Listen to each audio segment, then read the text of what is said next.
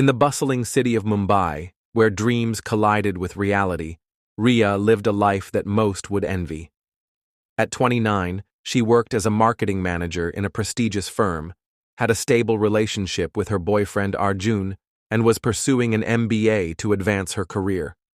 Her social media radiated a picture-perfect life, but beneath the curated posts was a woman grappling with an invisible weight. Ria often felt a faint whisper within her, a voice she could barely hear over the cacophony of her daily responsibilities.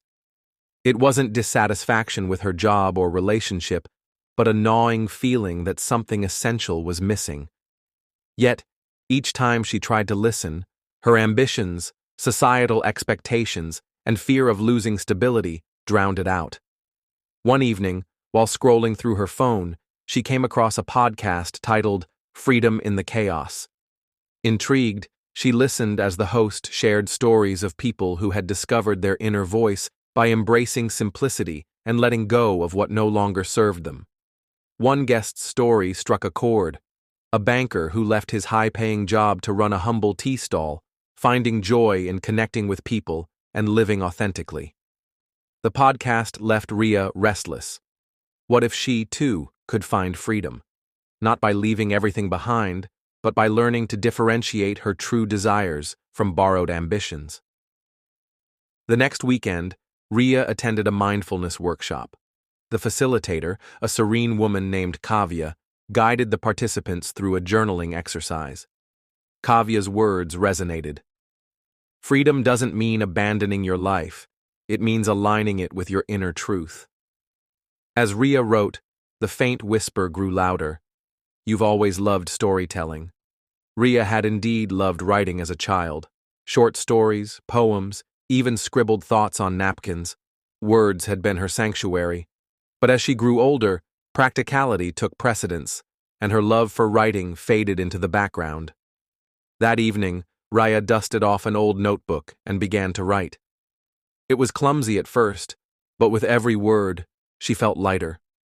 Over weeks, writing became a habit.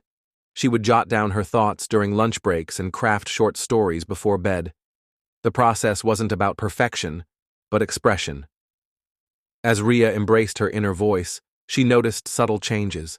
She communicated better with Arjun, sharing her fears and dreams with an openness they'd never had before. At work, she pitched a creative campaign idea inspired by one of her stories, which her boss loved. She even started a blog, sharing her journey of rediscovery. Over time, Ria's life didn't radically change on the outside. She still worked her corporate job, nurtured her relationship, and pursued her MBA. But internally, she felt a profound shift. By honoring her inner voice, she found a sense of freedom she'd never known. One evening, while sitting on her balcony, pen in hand, Ria reflected on her journey. The whisper within her had grown into a steady rhythm, guiding her through life's chaos with clarity and purpose. She realized that freedom wasn't about leaving her career, relationships, or ambitions. It was about listening to her inner voice, allowing it to shape her path, and finding harmony in its guidance. Ria smiled as she wrote her blog's latest entry. Freedom isn't out there, it's within. The key is to listen.